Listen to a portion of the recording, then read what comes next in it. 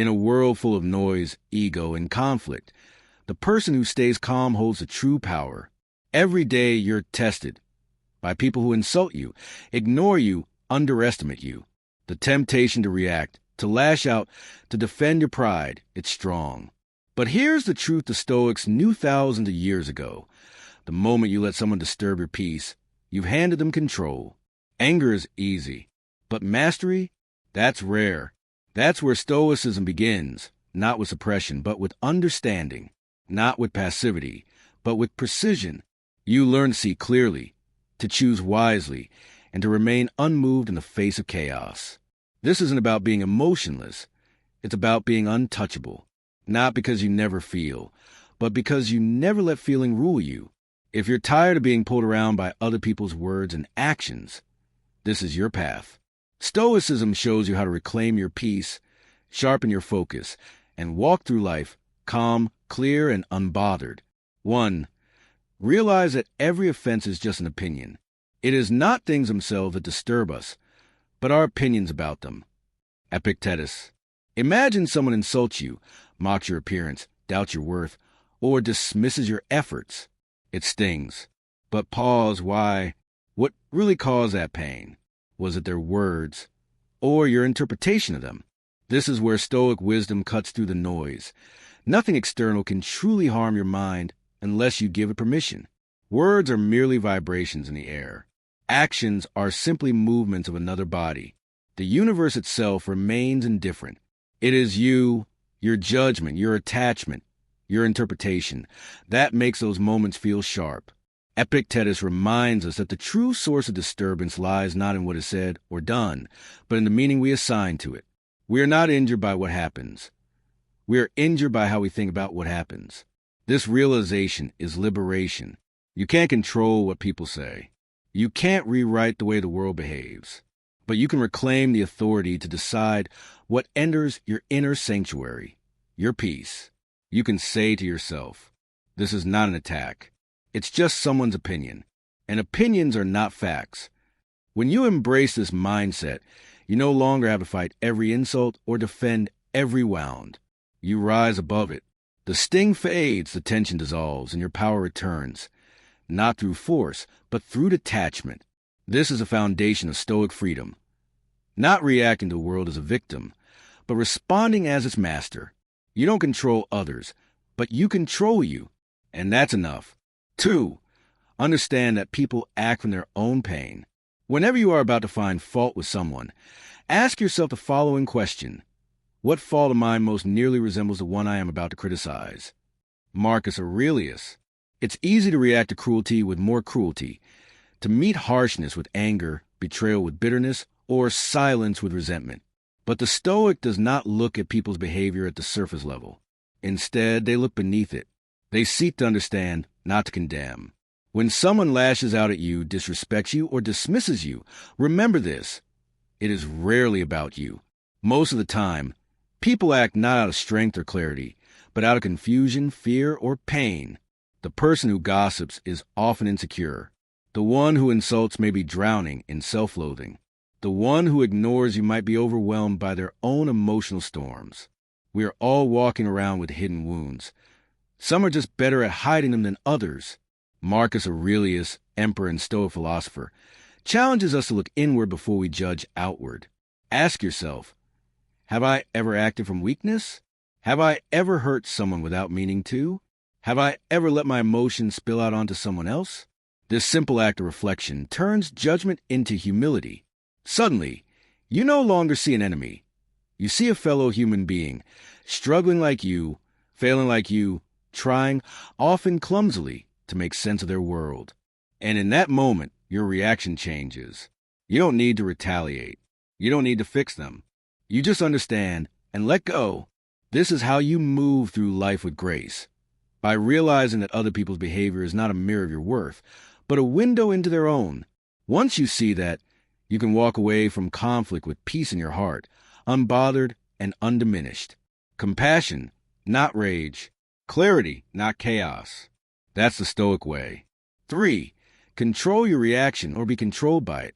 If you are distressed by anything external, the pain is not due to the thing itself, but to your estimate of it, and this you have the power to revoke at any moment.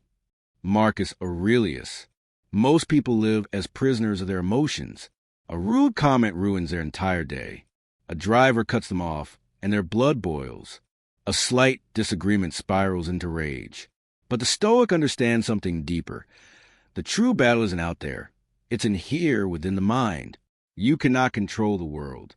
You cannot dictate how people act, what they say, or whether they treat you fairly. But you can master the one thing that truly matters, your response. That's where all your power lives. Every time something upsets you, there's a gap, a brief moment between stimulus and reaction. In that moment, you have a choice, to react impulsively or to respond with discipline. One path leads to chaos, the other to character. When you allow your emotions to run unchecked, you hand your peace over to others. You let the outside world control your inner world. But when you remain still, when you breathe, step back, and assess with reason, you reclaim your power. You become the master of yourself. Marcus Aurelius reminds us that we have the ability to revoke our judgment. We can challenge the thought that's fueling our distress. We can say, "This is not worth my peace," and move on. That is not suppression. It is transformation. It is strength. The Stoic does not suppress anger. They transcend it.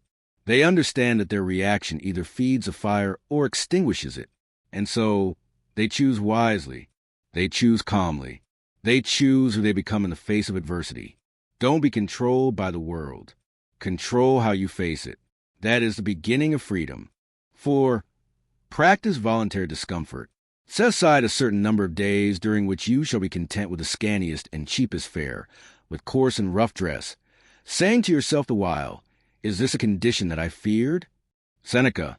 Most of what makes us angry or anxious is not the event itself, but our fragile expectation that life should always be easy, fair, and comfortable. We grow used to convenience, constant praise, and emotional safety, and when life inevitably shakes us, we break. But the Stoics prepared for this. They trained for difficulty by facing it on purpose. They called it voluntary discomfort, a practice of deliberately stepping into discomfort so that when life brings it unexpectedly, it no longer feels like a threat. Seneca would fast, wear rough clothing, or sleep without comfort, not to suffer, but to build resilience. He was teaching his body and mind that comfort is a luxury, not a guarantee. That true freedom lies in the ability to endure anything without complaint. When you train yourself to handle discomfort, physical, emotional, or social, you begin to fear less. You become less reactive. You stop expecting the world to protect you from hardship. Instead, you face it willingly, knowing that your strength is forged in its presence. And when someone tries to bother you, through insult, rejection, or disrespect, you don't flinch, because you've already walked through fire by choice. You've proven to yourself that you can go without approval, without luxury, even without being understood. The Stoic does not chase pain, but they do not hide from it either. They use it, just enough, to build the muscles of self-control, humility, and detachment. And in that process, they become unshakable. If you can learn to live with less, to endure more, and to find calm within struggle, then no one and nothing can truly disturb you. 5. Choose inner peace over control. The more we value things outside our control, the less control we have. Epictetus. Most people spend their lives trying to control the uncontrollable. They want others to think a certain way. They want perfect outcomes. They want the world to bend to their will. And when it doesn't, when people disappoint them or life throws a curveball, they feel angry, anxious, or helpless. But the Stoic sees this for what it is, a trap. Epictetus reminds us that the more energy we invest in what's not within our control, the more we suffer. The more we try to fix people, force situations, or control outcomes, the more we tighten our grip on things that were never ours to hold in the first place. This is the root of much of our anger. Our desire to control what was never meant to be controlled. The Stoic chooses a different path. Instead of trying to shape the world, they focus on shaping themselves. They let go of the illusion of control and hold tightly to what is real, their character, their actions, their response. And in doing so, they find peace. You can't control what someone says about you, but you can control whether you let it define you. You can't control the storm, but you can control how you stand in the rain. This isn't passivity.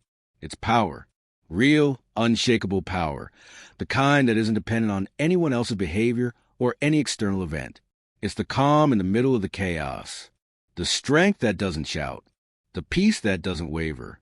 When you stop trying to control the world, you finally gain control of yourself. And when you do that, no insult, failure, or unexpected turn can take your peace away, because your peace lives within you now. 6. Don't expect the world to be fair. You mustn't give circumstances the power to rouse anger, for they don't care at all. Marcus Aurelius. One of the quickest paths to bitterness is expecting the world to be fair. We believe that if we work hard, people will reward us. If we're kind, others will treat us well. If we live with integrity, life will go smoothly. But the Stoic understands that this belief is not rooted in reality. It's rooted in desire. And when desire meets the chaos of life, disappointment is inevitable. The truth is, people will lie. They will act selfishly. Life will hand out pain without explanation. The good will suffer. The undeserving will rise. That's not personal. It's just the nature of a world that's outside our control. The Stoic doesn't respond to this with cynicism, but with clarity. They don't waste energy demanding fairness from an indifferent universe. They stop being shocked when people act according to their nature. Instead, they prepare for it. They accept it. This doesn't mean giving up on justice or virtue. Quite the opposite. The Stoic remains just and virtuous regardless of what others do. But they stop expecting their efforts to guarantee outcomes.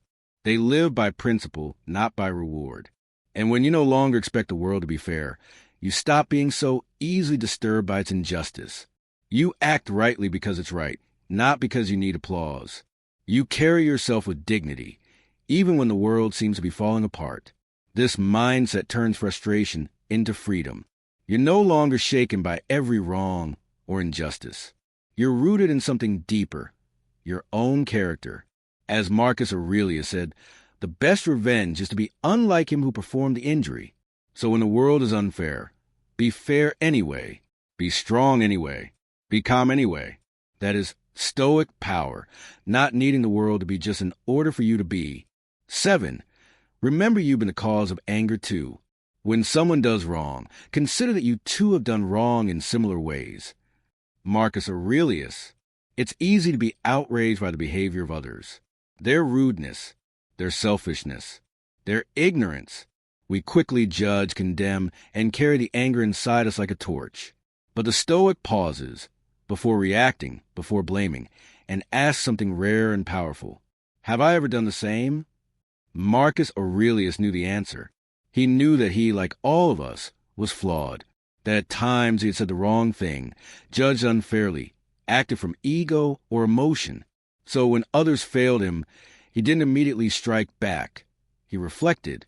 Because once you realize that you too have failed, that you too have been the cause of someone else's anger, it humbles you. And in that humility, there's a shift. The judgment turns into understanding. The rage softens into compassion.